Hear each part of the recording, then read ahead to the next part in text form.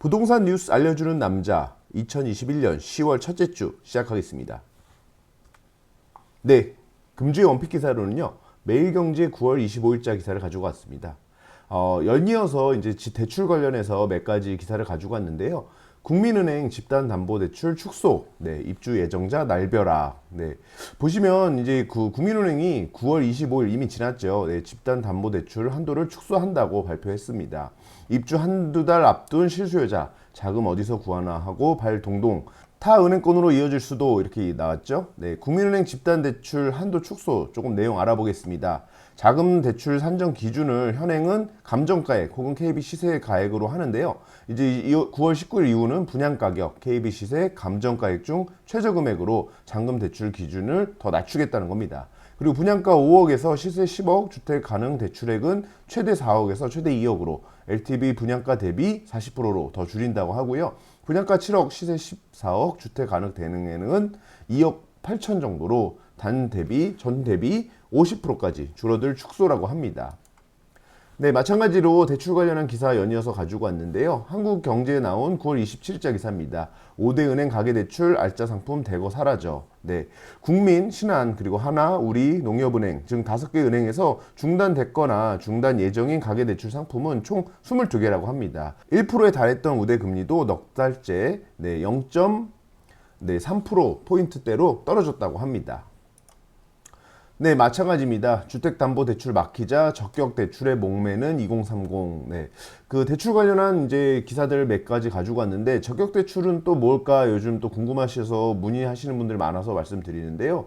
무주택자 또는 기존 주택 처분 주택자, 즉 1주택자에 한해서 담보주택당 최대 5억 원 이하까지 나오는 거고요. 10년에서 40년까지 기간이 있고요. 적격대출 취급 금융사에 신청하셔야 되고 신분증, 계약서, 그리고 소득 관련 서류를 제출하셔야 되고 합니다.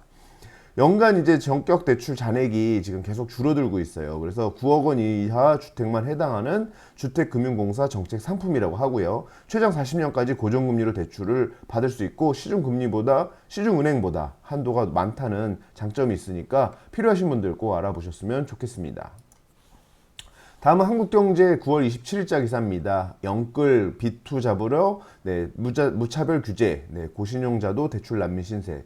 대출 난민이라고 그러죠. 대출을 못 받으니까 이곳에서 이쪽으로 옮겨 다니고, 우리가 왜 난민이라 그러면 이제 집을 잃어버린 사람들 혹은 뭐 이런 사람들 얘기하는데 대출 난민입니다. 그래서 가계 개출에 따른 금융사별 대출 제기 현황 이렇게 해서 나오고 있고요. 은행들 보시면 지금 정부의 총량 규제 후폭풍이고요. 시중은행 가계대출 옥죄고 카드론 받기도 어려워졌고요. 전세 실수요자 등 피해 우려, 부작용 막을 정교한 대책이 필요하다. 다음은 매일경제 9월 29일자 기사입니다. 네, 입주 코앞인데 잔금 2억 어찌하리. 네, 어찌 구하나. 네, 말씀드렸죠. 계속 대출에 관련된 내용인데 KB금융이 이제 오늘 말한 오늘은 이제 이때는 9월 29일이죠. 9월 29일부터 시세에서 분양가로 기준을 바꿨습니다. 그래서 기존 분양받은 사람도 소급 적용하고요. 중도금 이어 잔금 대출도 조였다. 그리고 입주 때 15억 넘으면 대출이 막힌다. 요 내용 연이어서 지난주, 지지난주, 추석주 해가지고 화제 중심에 있었던 내용들입니다. 네, 다음은 중앙일보 9월 29일자 기사입니다. 네, 은행 대출 막았더니 고신용자들 이금융권에 몰렸다. 네, 대출 관련해서 요즘 대출도 능력이다. 뭐 다 이미 많이 들어보셨을 거예요. 그래서 카드 리볼빙이 2월액이 많아졌고요. 그다음에 농협, 수협, 그리고 산림조합 등 상호금융의 이제 신용대출, 신규 대출이 취급액이 증가했다고 합니다. 그래서 사실 대출을 막으니까 2금융권, 3금융권으로까지 퍼져나가는 현상이 사실은 집값에 대해 오를 거라는, 아니면 향후에 이제 인플레이션이 있어서 화폐 가치가 떨어질 거라는 심리가 있는 이 상황이 해결돼야지 대출만 규제하는 거는 사실 큰 효과는 거두기 어려운데, 문제는 대출을 조이는 거에 효과는 분명히 있습니다. 투자나 이런 부분들 막을 수 있거든요. 그래서 그런 부분들에 있어서 효과는 있다라는 부분은 말씀드리고 싶습니다. 마찬가지입니다. 뜨거운 감자로 떠오른 전세 대출 규제 말하고 있는데요. 규제하자니 실수요자 타격이 크고요. 놔두면 가계부채 확대 불가피하고요. 금융위가 규제 필요하 인정했지만 대출 조건 강화 정도로 그칠 듯 이렇게 이제 이 기사는 그렇게 썼지만 사실 지금 현재 이 부분에 대해서 다각도로 검토하고 있는 것으로 알고 있습니다. 그래서 대출에 대한 플랜도 미리 좀 세워 놓으시고요. 지금 이미 대출을 받으셨던 분들은 어떻게 대출 만기에 대처하실지 꼭 계획을 세우셔야 될 것 같습니다. 네, 정부 전세 대출까지 옥죄나 고승범 금융위원장이시죠. 금리 조건 유리하다는 지적이 있어. 말씀드리지만 종합적으로 검토하시겠다고 대답을 하셨다 그래요. 그리고 금융당국이 가계부채를 잡기 위해서 전세대출 규제 카드를 다시 검토하는 것으로 보여진다라고 얘기를 하고 있고, 이제 고소득자의 대출 현황하고 뭐 정책 모기지 이런 숫자 나왔는데, 사실 전세대출로 그대로 이용하면 문제가 없어요. 근데 이제 전세대출을 활용해서 또 다른 그런 투자가 들어가는 거를 검증하기가 어렵다 보니까 이제 이렇게 끌고 가고 있는 것 같습니다. 네, 전세대출 규제 앞두고 은행들 일단 한도 축소. 대출 관련 기사 계속 연이어서 말씀드리고 있는데, 전세대출 잔액이 점점 이제 20대나 30대가 점점 커지고 있는 거 보이시죠? 오히려 60대나 50대는 이제 무리한 지금 투자를 하지 않고 계시고 20대와 30대, 40대에서 투자가 좀 많이 일어나고 있어요. 그래서 정부뿐만 아니라 은행권으로까지 이제 전세대출을 억제해라라고 이제 얘기를 하고 있는데, 농협, 국민은행, 우리은행, 신한은행, 하나은행 이렇게 각 은행별로 전세자금 대출에 지금 정책이 바뀌고 있습니다. 그래서 국민에 이어 하나은행도 계약 연장 때는 오른 만큼만 대출해주겠다 하고 있고요. 기업은행은 모집인 대출을 전면 중단했고 정부 보증 비율도 축소를 검토했다고 합니다. 대출 한도 축소하고 금리 인상을 유도하고 있다. 이렇게 보시면 될 것 같습니다. 다음은 중앙일보 6월 1일자 기사인데, 마찬가지로 전세 대출, 중도금 대출 이런 거에 대한 연장선상이어서 가지고 와봤습니다. 전세 보증금 그리고 중도금 어디서 구하라고, 대출 난민 속출. 사실 이 기사를 보면은 아예 못 구하는 거 아니냐 이렇게 보실 수 있지만 사실 전혀 못 구하는 건 아니에요. 근데 무리한 투자를 지금 하지 말라라는 그런 그 규제이기 때문에 한 달 뒤에 이제 당금을 치러야 되는 사람들은 갑자기 대출이 안 된다 그래서 대출 비용이 이제 실수요자들 아우성이다라고 얘기를 하고 있지만, 사실 기존에도 대출이 될지 안 될지에 대해서 꼼꼼히 따져봐라라는 메시지는 있었습니다. 근데 문제는 갑자기 이거를 이제 유예를 안 해주고 갑자기 막으면 사실 실수요자나 아니면 분양을 받아서 이제 당첨금을 내야 되는 그런 우리 소비자들이 오히려 피해를 보겠죠. 그래서 그런 대한 규제는 조금 규제는 하되 거기에 피해보는 사람들을 최소화하는 그런 정책도 조금 나왔으면 하는 아쉬움은 좀 있습니다. 대출 관련해서 연이어서 몇 가지 기사들 나온 거 가지고 왔습니다. 우리 부동산 중개법인 가치에도 대출이나 이런 부분들까지도 상담해 드리니까 그 부분 궁금하신 거 있으면 연락 주시기 바랍니다.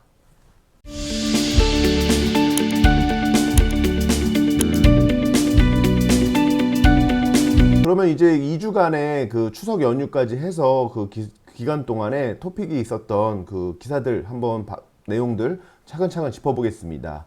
네, 중앙일보 9월 18일자 기사입니다. 세금발 아파트 거래 절벽. 네, 올 6월부터 양도세 중과가 됐죠, 다주택자에 대해서. 그래서 매물이 뚝 들어갔습니다. 서울 주택시장의 하루 평균 매물이 원래 4만 건보다 훨씬 많았는데 이제 4만 건 이하로 줄어들었고요. 7월 아파트 거래량이 4,697건으로 최근 4년간 7월 평균 거래량의 반토막까지 떨어졌다고 합니다. 8월 거래량 역시 3,600건으로 계속 줄어들고 있는데, 계속 신고가를 경신하고 있는 이 상황이 거래 절벽으로 인한 신고가를 치고 있는 이런 웃지 못한 상황이 계속 지속되고 있다. 이렇게 기사는 얘기하고 있습니다. 네, 다음은 한국경제 9월 18일 기자입니다. 파느니 물려주겠다. 서울 아파트 증여 급증하고 있다. 매매 대신 증여에 대한 생각들 많이 갖고 계시고 지금 세제적으로도 이쪽으로 유도될 수밖에 없을 것 같아요. 앞으로 집값이 더 오르고, 그리고 한번 팔면은 양도세에 따른 세금, 그리고 취득세에 대한 세금이 너무 비싸니까 다시 사기가 힘들다는 판단이죠. 그리고 올해 7월까지 서울 아파트 거래량의 총 14%가 증여였다는 이런 획기적인 지금 레코드도 나오고 있는 상황에 대해서 기사는 다루고 있었습니다. 다음 한국경제 9월 18일 기사입니다. 갈아타기 비용 1억, 입주엔 웃돈, 세금탑 사지도 팔지도 못해. 네, 전 기사하고 연결된 내용이죠. 그래서 보시면 서울의 12억짜리 1주택자가 갈아탈 때 비용이 취득세하고 양도세하고 중개수수료에서 12억짜리가 1억이 넘어가는 거예요. 거의 10%가 넘는 거죠. 그러니까 뭐를 팔면 10% 이상의 재산이 날아가는데 그거를 팔 수 있는 사람은 없을 겁니다. 1주택자 갈아타기 막는 주요 규제, 부동산 가격으로 인한 거래 비용 증가, 일시적 2주택 요건 강화, 장기 보유 특별 공제 요건 강화, 새 임대차법 시행 후 입주 가능 물량이 감소된 것까지 해서 지금 상황이 자꾸 요도 가도 못하게 하면서 금액만 올리는 그런 상황이 매물 잠김 및 세금 때문에 팔지 못하는 그런 상황을 만들고 있습니다. 그래서 갈아타기 비용 좀 개선이 됐으면 좋겠고요. 거래가 얼어붙으면서 실수요자가 집을 사기도 팔기도 어렵게 만들어 놓고선 매물 부족으로 매매 가격은 계속 9주째 상승하고 있는 요 현실에 대한 지금 대책이 필요합니다. 다음은 서울경제 9월 18일 기사입니다. 치솟던 아파트 대치 상품 인기, 네, 규제 완화 맞물려 투기 불붙나. 아파트 대치 상품 저희가 많이 이제 몇 주째 기사째 말씀드렸는데 아파트 부동산 규제에서 한 발 비껴나 있는 도생이라고 그러죠. 도시형 생활주택 그리고 주거용 오피스텔 등이 자금이 쏠리고 있다고 합니다. 그래서 청약 경쟁률이 치솟고 있고요. 만 19세 이상 청약 제한도 없고 그 다음에 가점 낮은 수요자도 몰릴 수 있다 보니까 과열 양상이 심화되고 있다고 합니다. 상한제 미적용의 분양가도 고공행진 중이고요. 전매 제한 그리고 실수요 구제 등 적용이 안 되고 다주택자 투기 수요 기승도 부릴 수 있다. 이렇게 보고 있습니다. 그래서 사실 요 상품이 뜰 때는 이미 아파트 값에 대한 어느 정도 뭐라 그럴까요? 과열된 양상이 보일 때 나타나는 현상이고요. 이게 이제 비아파트까지 건너갔을 때 이게 다시 아파트로 또 불이 붙는지 이런 상황도 여러분들 지켜보셔야 될 것 같습니다. 다음은 한국경제 9월 23일자 기사입니다.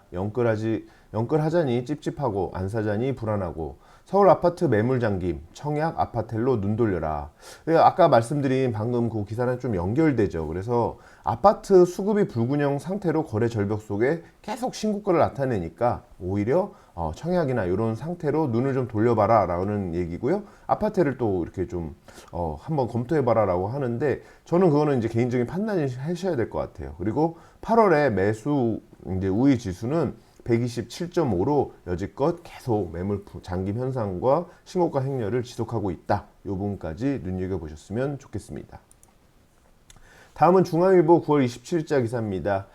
돈이 많아야 은퇴하나요? 내 삶을 사는 게 중요하죠. 최근에 이제 이 부동산의 시장에 직격적인 영향은 아니지만 어떤 투자에 대한 트렌드가 좀 연결져서 가지고 왔습니다. 그래서 MZ세대의 파이어 바람, 그래서 파이어가 우리가 해고잖아요. 뭐 이제 해고나 이직한다 뭐 이런 뜻인데 경제적 독립 그리고 빠른 은퇴를 뜻하는 이제 파이어의 요 용어의 약자라고 합니다. 그래서 Financial Independence 경제적 독립 그리고 빠른 은퇴 얼리 리타이어먼트인데 이제 리타이어먼트 얼리 해서 빠른 은퇴의 약자 해서 파이어 이렇게 부른다고 하는데요. 사실 여기에도 이제 부류가 두 가지로 크게 나눈다 그래요. 그래서 조기부터 빨리 재테크를 해서 어떤 그 기존에 가지고 있던 직장의 소득 이상의 이미 벌이를 만들어 놓는 그걸 추구하는 조기 재테크파가 있고요. 안분지족파는 약간 초월하는 겁니다. 그래서 꼭 돈이 많아야 하나요? 내 시간을 즐기고 내 여가를 즐기면서 삶의 퀄리티를 높이고 싶다라고 하면서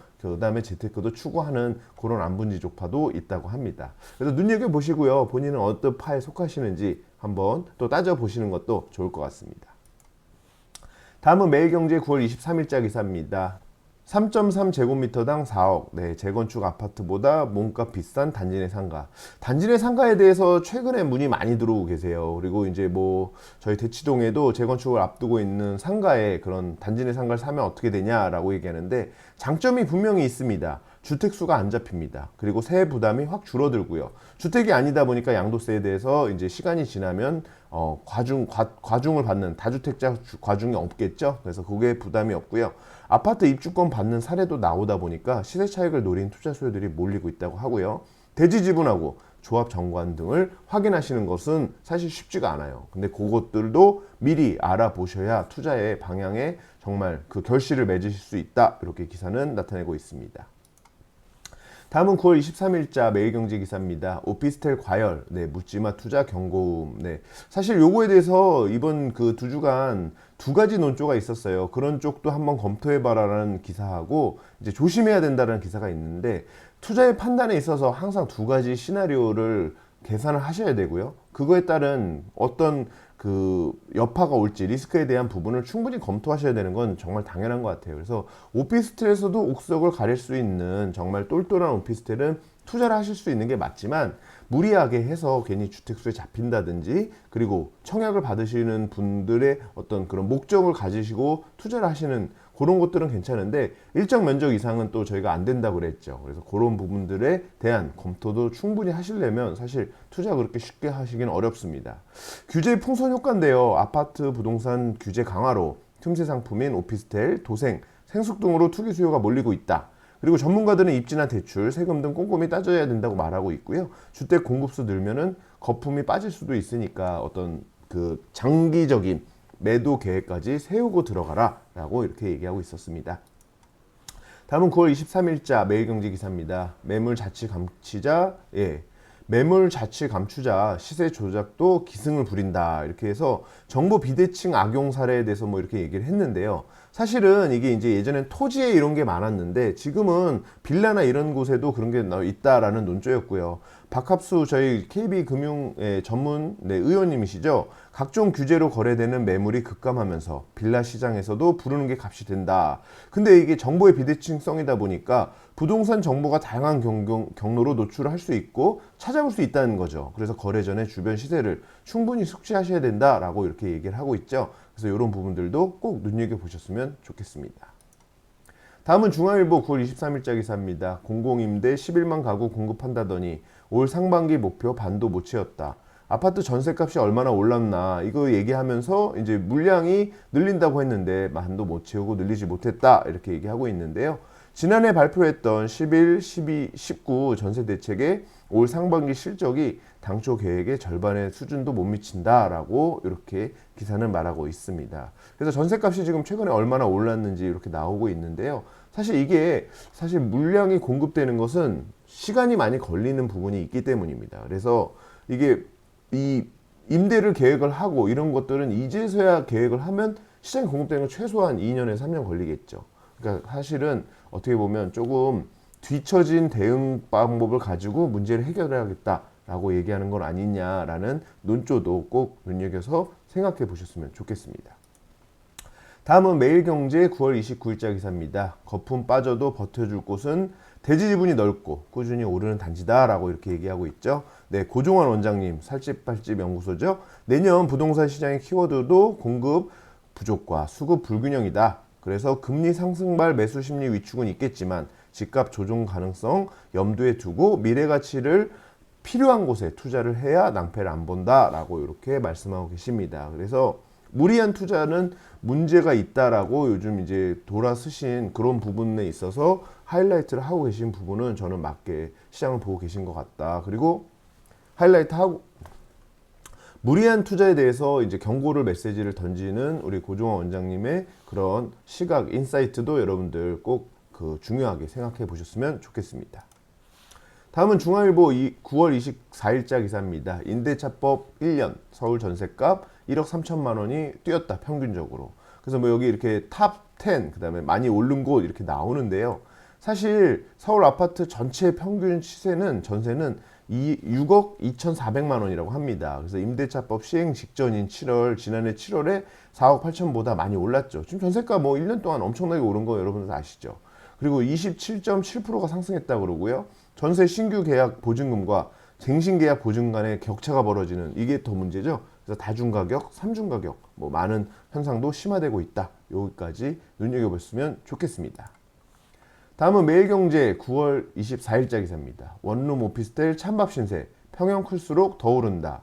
오피스텔에 대해서 기사 몇 가지 지금 서로 논조가 조금씩 다르죠. 어떤 비주거 아파트, 비주거 오피스텔도 알아봐라, 뭐 주거용 오피스텔도 알아봐라 이렇게 하던 논조도 있지만 여기는 이제 오피스텔 내에서의 얘기입니다. 원룸형 오피스텔보다는 이제 평형이 큰 게 더 오른다라고 얘기하고 있는데요. 아파텔이라고 부르는 중대형 오피스텔의 인기가 높아지는 반면 오랫동안 수익형 부동산으로 주목받았던 소형 원룸형 오피스텔 가격은 크게 변동이 없다. 사실 이 부분에 있어서 여러분들 장단은 꼭 따져보셔야 될 것 같아요. 아파텔이라고 부르는 중대형의 오피스텔은 오르는 시기가 상당히 정해져 있습니다. 그래서 그 시기를 맞춰서 투자를 하셔야지 항상 내가 이게 계속 지금 오르니까 올라갈 거다라고 생각하시는 부분에 있어서는 아주 투자에 유의하셔야 된다. 저는 이렇게 말씀드리고 싶습니다. 다음은 매일경제 9월 24일자 기사입니다. 강남 3구 재건축 중대형 상승을 주도하고 있다.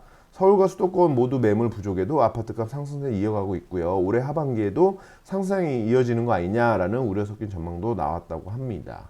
이게 이제 지난주죠. 그래서 지난주고 이제 이번 주도 이 뒤편에 나오는데 이번 주는 살짝 요 상승세가 조금은 완화됐다는 기사 조금 뒤에 다시 한번 말씀드리겠습니다.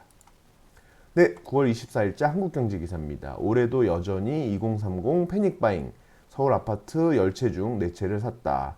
사실 2030이 사는 것이 이게 진짜 2030이 사는지 아니면 명의를 해서 부모님 투자하시는지는 정확하게 알기가 어려워요. 그래서 사실 이 부분에 대해서 뭐 2030이 마치 막 다 투자를 하고 있다. 이렇게 패닉 바잉이다 라고까지 표현하는 것은 저는 사실 근거가 부족하지 않은가라고 생각하지만 일단 객관적으로 봤을 때 명의자가 2030인 부분에 있어서는 분명한 2030이 투자가 있구나라고는 말할 수 있죠. 근데 그게 부모의 돈인지 본인의 투자인지는 조금 따져봐야 되는데 아무튼 집값 상승세가 꺾이지 않자 서울 등 수도권 중심으로 20 그리고 30대의 아파트 즉 패닉바잉 현상이 계속되고 있다.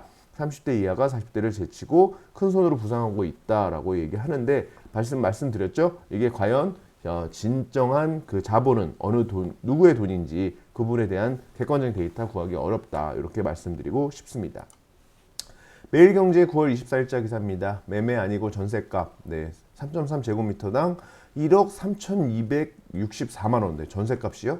저도 깜짝 놀랐습니다. 이 기사 보고. 근데 기사의 내용은 조금 다른 내용이었어요. 근데 이제 전세값이냐 매매값이냐 평당 1억 3천이면 이건 뭐 전세값이 아니라 매매값보다 이상이잖아요. 웬만한 단지. 근데 한 사례를 가지고 이제 얘기를 한 거고요. 8월 강남구 아파트 평균가는 4천만 원입니다. 여러분 지난주 기사에 한번 가지고 왔던 거 막 기억나는데요. 성동구는 2,400만 원인데 교통이나 혹은 교육 환경이 우수한 그리고 아주 특이한 단지는 그 평균을 웃도는 가격에 전세가가 이루어진다. 그래서 삼성 힐스테이트 제일 작은 평이 평당 1억이 넘었다. 그건 거기가 살 수 있는 게 그 작은 평이라도 가서 사시려고 하는 사람이 있다 보니까 그 금액이 올라간 거고요. 사실 평당가로 따지는 거가 의미가 없는 그런 곳입니다. 그리고 트리마제도 마찬가지로 평당 9천만 원으로 제일 작은 평형이 이렇게 비싸다라고 얘기하는데 그 자리를 누리고 싶은 그런 수요를 꼭 그걸 평당가로 나누는 것은 조금 어불성설이 있다고 저는 생각합니다. 네, 다음은 9월 24일자 매일경제입니다. 임대차법 1년 만에 노원구 전세값 상승폭 9배로. 이게 상승폭이 9배인데 꼭 기사를 이렇게 보면 전세값이 9배인가? 막 이런 좀 이렇게 눈여겨보지 않으면 그렇게 보이죠. 그래서 조금은 그런 부분들은 저는 사실 전세값 상승률이 9배인 게 그렇게 중요한가요? 상승률이 커지고 있다가 중요한 건데 아무튼 기사는 조금 그렇게 써져 있네요. 임대차법으로 전세값을 2년이 아닌 4년으로 한 번씩만 올릴 수 있게 된 집주인들이 신규 전세 계약을 맺으면서 4년치 인상분을 한꺼번에 올려야 하나. 그리고 이미 많이 올라갔죠, 기존에. 그래서 고민하고 있다. 이 정도로만 이해해 주셨으면 좋겠습니다. 다음은 매일경제 9월 24일자 기사였습니다. 수도권 분양 가뭄에 가을 단비 내릴까. 그래서 가을 분양 시장이 다시 그 활기를 띨 것으로 전망이 되고 있고요. 한동안 뜸했던 서울에도 이제 분양이 되는데 문제는 서초하고 강남 이쪽에는 분양 물량이 많지 않다는 거죠. 그래서 어떤 단지들이 이제 분양하는지 좀 눈여겨보시고요. 사실 지금 가장 좋은 투자는 무주택자의 가장 좋은 투자는 청약을 통한 당첨이라고 다들 말해요. 그래서 그분에 대해서는 점수가 되면 꾸준히 투자를 하시고요. 그거 못지않게 갭투자나 혹은 전세를 끼고 살 수 있는 물량 혹은 본인 실투자하실 수 있는 것이 가능한지 계속 따져보셔야 되겠죠. 하지만 판단에 있어서 중요한 어느 한쪽으로 갈 수밖에 없지는 않은 상황인 것 같아요. 그래서 두 가지를 다 같이 고민하지만 결정적인 순간에 어느 한쪽으로 방향을 잡으셔야 되는 게 쉽지 않은 문제인 것 같습니다. 다음은 한국경제 9월 27일자 기사입니다. 양도세 줄이는 필요 경비. 발코니 확장 등 인테리어 영수증 챙기세요. 그래서 우리가 발코니 확장이 전부 다 이렇게 뭐 인테리어가 하면 필요 경비로 다 지급되나요? 이렇게 또 물어보시면 안 돼요. 그래서 여기 말씀드리지만 중개보수, 컨설팅비는 필요 경비로 인정이 되죠. 그리고 부동산 가치를 높이기 위한 인테리어도 비용으로 인정이 됩니다. 보일러 수리 아닌 교체는 인정이 되는데 수리는 이 외관을 바꾼 게 아니고 가치를 증가시킨 거라고 보기 어렵다라고 한다고 그래요. 도배도 마찬가지죠. 도배는 그 건물의 어떤 내구성을 높이기 위한 게 아니죠. 그래서 외관만을 위한 것은 안 됩니다. 그리고 시스템 에어컨, 요즘 시스템 에어컨은 그 공간의 순환하고 하는 어떤 그 건물하고 이제 거의 일체화 되는 거죠. 그래서 이것은 해당이 되는데 스탠드형은 본인이 필요에 따라서 놨다가 다시 가져갈 수 있는 거죠. 다른 곳으로 가져갈 수 있기 때문에 경비로 인정되지 않는다고 합니다.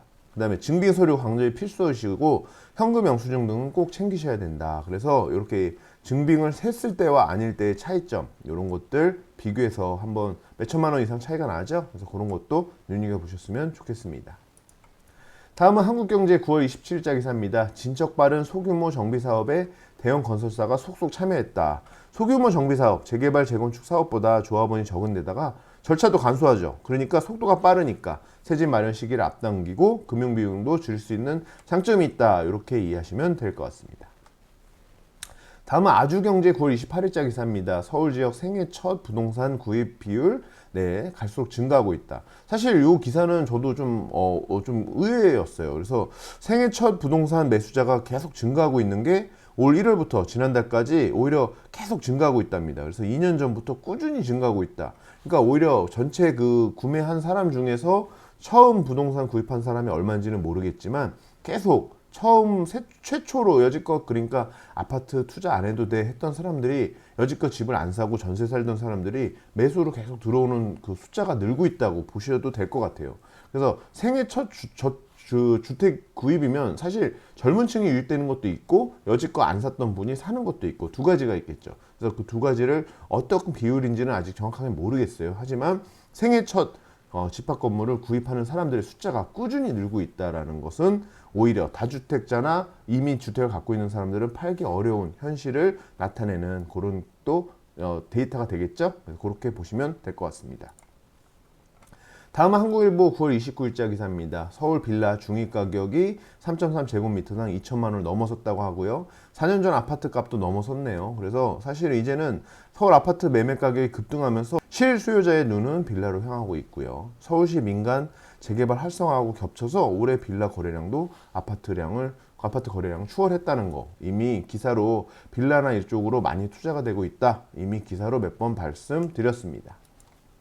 다음은 파이낸셜 뉴스 9월 29일자 기사입니다. 3기 신도시 분양가 낮춰야 로또 청약 부추기고 품질도 저하시키는 문제점도 있다라고 얘기하고 있죠. 그래서 고분양가 해결에 대한 토론회가 열렸는데요. 두 가지 의견이 지금 팽팽하게 다양하게 다 나왔다고 합니다. 그래서 분양가 상한제 산정 기준을 개선해서 분양가 부담을 낮춰야 한다는 지적도 있었고요. 분양가격 인하에 따른 주택 품질 문제 발생하고 장기 전세 전매 제한, 그리고 신도시 공급이 위축이 될 수 있다는 반론도 팽팽하게 맞섰다고 하니까 여러분들 눈여겨서 보셨으면 합니다. 그래서 이게 이 고분양가 해결이 어떻게 될지 사실 이거는 좀 정치적인 이슈가 있죠. 그래서 자꾸 이제 진보 쪽에서는 낮은 금액으로 분양을 해서 사람들이 굳이 집을 안 사도 된다라는 메시지를 던지고 싶은 거고, 보수 쪽에서는 그렇게 하게 되면 점점 물량이 부족하고 점점 공급이 안 된다라는 그런 식의 논리를 계속 맞서 싸울 수밖에 없죠. 그래서 사실 정치적인 문제가 좀 있는 문제다 보니까 쉽게 결론 나기는 어려울 것 같다는 그런 생각도 해봅니다. 다음은 매일경제 9월 30일자 기사입니다. 세운지구 주거복합 타운으로 부활, 미래형 도시재생 속도. 그래서 저희가 잘 아시죠? 우리 도심지 내에 낙후된 그런 구도심을 다시 개발시키는 거, 이거 어떻게 보면 가장 서울의 중요한 문제다라고 제가 몇 주 전에도 말씀드렸는데요. 세운상가라든지 이런 곳 쪽에 이제 도심 근대화 이후 한 차례 도심 정비 거쳤지만 시대 변화에 따라가지 못해서 쇠퇴됐던 이런 곳들이 재생 작업을 통해서 더욱더 도약의 기회를 맞으면 좋겠다라는 그런 의견도 있었습니다. 다음은 한국경제 9월 30일 기사입니다. 집값 오르자 소형이라도 잡자. 전용 40제곱미터 이하 매입 역대 최대. 그래서 소형은 무조건 지금 아주 풍기입니다. 그래서 7월 말까지 서울 아파트 매매 중 40제곱미터 이하의 비중이 12.3%로 역대 최대라고 그러죠. 작은 주택일수록 매입 비중이 늘어나는 추세다. 왜냐하면 투자금이 적게 들어가죠. 그리고 지금 어떻게든 집을 살려고 하는 수요는 그 작은 평형부터 사기가 쉽겠죠. 작은 평형 위주로 새롭게 신규 들어오는 아파트 시장에 유입되는 매수자들이 많다라는 거, 이런 거 눈여겨보셨으면 좋겠습니다. 중앙일보 9월 30일자 기사입니다. 2030 등골 휘어도 패닉 바잉, 4년간 주담대 257조 원. 어마어마한 돈이죠. 그래서 사실 신규 주택 담보 대출금의 44.5%가 2030의 주택 담보 대출이라고 하네요. 생활비로 그러니까 이자로 생활비가 빠듯해도 만족을 느낀다. 왜? 내 집이 있으니까. 집값 하락 때는 큰 문제가 될 수 있다라는 기사, 두 가지 논조를 같이 가지고 있는 기사 눈여겨보시면 좋겠습니다. 다음은 매일경제 10월 1일자 기사입니다. 추석 연휴엔 아파트값 상승세 주춤했다라고 하네요. 그래서 보시면 약간 꺾였습니다. 그래서 추석 연휴 기간 수도권을 비롯해서 전국 아파트 매매 가격과 전세 가격 상승세가 다소 둔화된 것으로 나타났고요. 매물 부족과 같은 현상 요인은 해소되지 않았다. 사실 가장 큰 이유가 뭘까요? 명절 보내느라고 사람들이 부동산에 뭐 이렇게 매매 행위에 덜 적극적일 수밖에 없었죠. 그리고 연휴 기간 동안에 뭐라도 하려고 뭐 오징어 게임도 보고 많은 거 하셨을 거 아니에요. 그래서 그런 것들 하시느라고 부동산적인 부분에 관심이 없었던 건 아니지만 직접적으로 나와서 이렇게 그런 활동을 안 하신 거죠. 그 여파고 사실 정확한 결과는 다음 주에 또 이어지는 그 다음 추석 연휴 이후의 결과들도 눈여겨봐야 할 것 같습니다.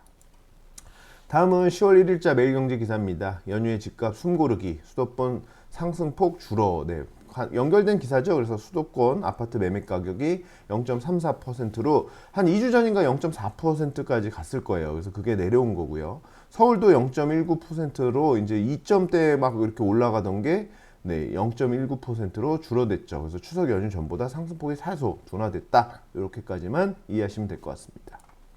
다음은 10월 1일자 한국경제 기사입니다. 올해 서울 주택 구입자 46.3%는 임대 목적이라고 하네요. 그래서 주택 구입자 중에 임대 목적으로 가지고 있는 사람들이 몇 프로인가 보니까 이제 요런 46.3%라는 상당히 높은 데이터가 나왔고요. 다주택자 양도세 중과 등 지속적인 규제에도 집값 상승에 꺾이지 않자 시세 차익을 노린 투기가 확대되고 있는 거 아니냐 이렇게 볼 수도 있다고 하는데 진짜로 임대를 놓으려고 하는 그런 자본이 갈 데가 없어서 투자된 것도 있다고 봐야 될 것 같아요. 그래서 46.3%가 임대 목적이었다라는 것도 조금 눈여겨보셨으면 좋겠습니다.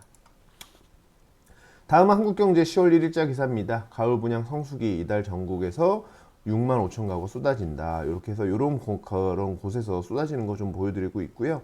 일반 분양 이제 5만 3천 가구 중에 올해 최대인데 서울은 이제 4개 단지에 700세대밖에 안 된다는 것도 조금은 눈여겨보셨으면 좋겠습니다. 다음은 10월 1일자 네, 마지막 기사입니다. 서울 신축 빌라 전세 조심하세요. 4건 중 1건은 깡통 전세. 깡통 전세 저희가 이제 이 뭐라 그럴까요? 전세가율이라고 그러죠. 매매가율 대비 전세 금액을 나타내는 걸 전세가율이라고 하는데 보시면 주택매매 자금 조달 계획서를 분석한 결과 올해 1월부터 7월까지 갭 투자 비율이 34.5%가 갭 투자였다고 하고요. 신축 빌라 27%의 전세가율이 90%를 넘었다니까 사실 이거 거의 뭐 깡통 전세가 4건 중에 하나다 이렇게 볼 수 있는 거 아니냐 이 얘기고요. 중록 임대주택뿐만 아니라 일반적인 임대주택에 대해서도 전세 보증 보험 등 가입을 의무화해야 한다는 의견도 이렇게 제시가 됐다고 합니다. 자, 이번 주하고 추석주 해가지고 저희가 추석주라서 이제 한 주 뉴스를 좀 건너뛰고요. 많은 내용이 없다 보니까 좀 건너뛰었는데 이번 주에도 사실 연휴 이후여서 바로 뭔가 대책이 막 나오고 이러진 않았어요. 사실 저거만 있었죠. 연휴 전에 있었던 전세자금 대출 이런 부분에 대한 하이라이트된 기사들이 이번 주 좀 주였고요. 사실 이제 추석 이후에 요 상승세에 대해서 모니터링 결과가 어떻게 나올 것인지 그리고 추가적으로 정부의 대책이 뭐가 나올 것인지가 여러분들 올 하반기 부동산 시장을 눈여겨 보셔야 되는 상황이고요. 아파트에 있어서는 당분간 상승세는 꺾이지 않을 부분들이 많다라는 게 오늘 뭐 있었던 뭐 부동산 이코노미라든지 뭐 여러 가지 환경 이코노미라든지 이런 많은 곳에서 대세적인 그런 뭐 의견인 것 같아요. 하지만 중요한 것은 지금 꼭 집을 사야 되는 타이밍인지 그리고 본인이 처한 여건에서 세금적인 부분은 어떻게 되는지에 대한 그러한 검토는 꼭 전문가와 상담을 하시고 투자를 하셨으면 좋겠고요. 다음 주에도 더욱더 알찬 기사 가지고 여러분들 오겠고 저희가 이 부동산에 관련된 세금 관련해서 뭐 이렇게 조금 일반인들이 이해하기 쉬운 정도까지 제가 조금 설명하는 그런 기획도 해보고 있으니까 저희 부동산 중개법인 가치와 계속 구독, 좋아요 해주시고요. 댓글 그리고 혹은 하트 해주시면 큰 힘이 되겠습니다. 다음 주에 더욱더 알찬 기사로 찾아뵙겠습니다.